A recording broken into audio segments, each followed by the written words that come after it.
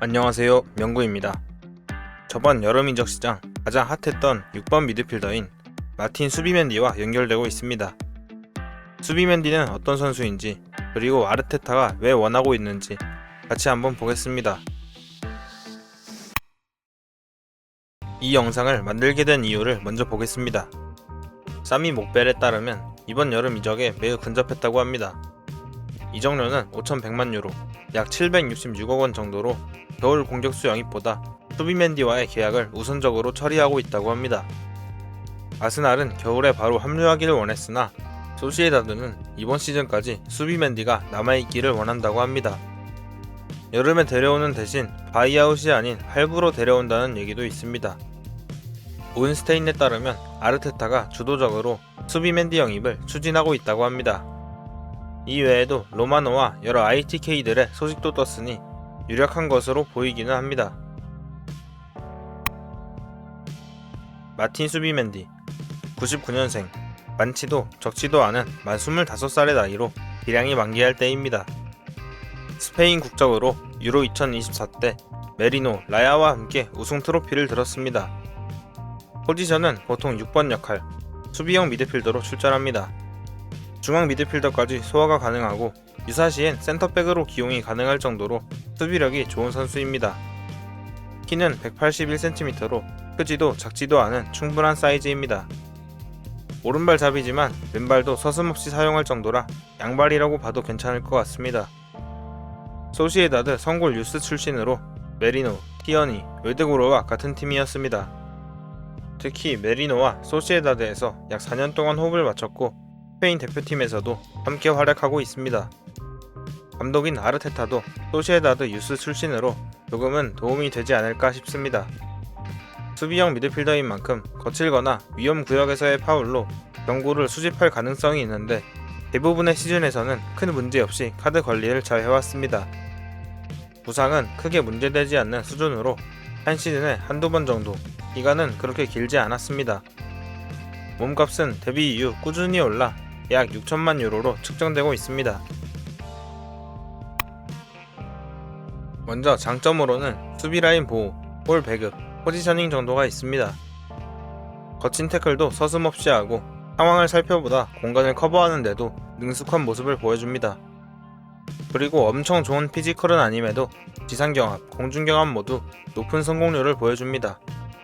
라리가에서는 45번의 태클로 상위 5위, 인터셉트는 25번으로 8위에 들었습니다.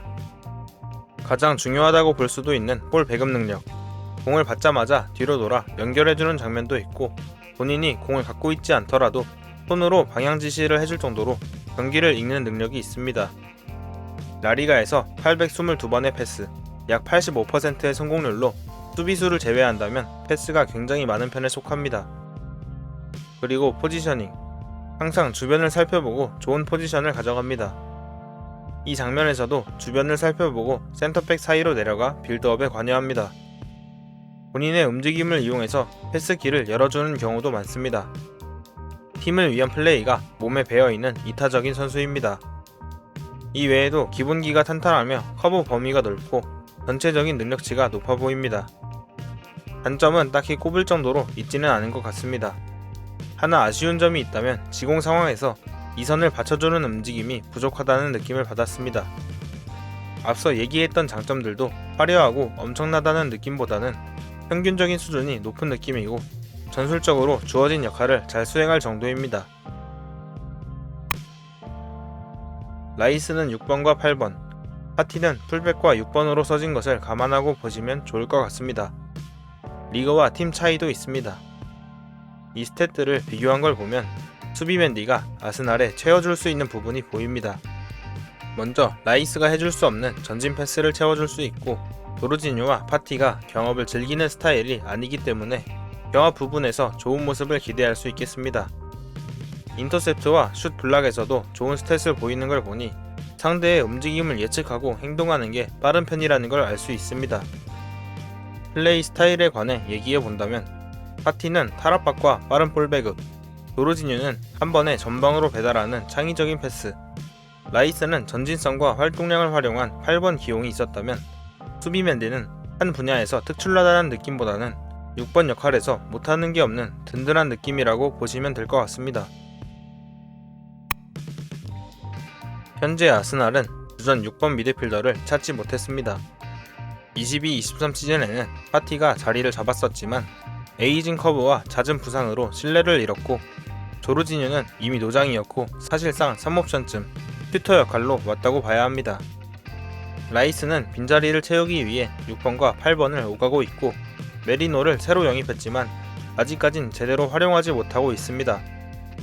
개인적인 생각으로는 수비 맨디를 빌드업의 중심으로 보고 라이스나 메리노가 수비 맨디를 보좌해주는 느낌으로 중원을 구성하면 좋을 것 같다는 생각이 듭니다. 그리고 좌측 인버티드 풀백을 포기하고 클래식한 직선적인 풀백을 기용해서 좌측 윙도 사이드 라인보다는 하프 스페이스 내지는 박스 안쪽에서 영향력을 발휘할 수 있게 만들면 좋지 않을까 싶습니다. 하지만 아르테타를 예상해보면 수비 맨디를 6번에 두고 8번 미드필더의 하프 스페이스 공략, 인버티드 풀백의 빌드업 가담이 아닐까 싶습니다. 메리노와 수비 맨디가 소시에다드 시절과 유로 때 어떻게 공존했는지 아르테타가 참고해보면 좋을 것 같습니다. 현재 많은 공격수들과 연결되고 있습니다. 블라우비치, 콜로무아니, 이 외에도 여러 선수들이 연결되고 있는데 제주스의 십자인대 부상으로 생긴 빈자리를 누가 채우러 올지 지켜보겠습니다. 재밌게 보셨다면 구독과 좋아요 부탁드립니다.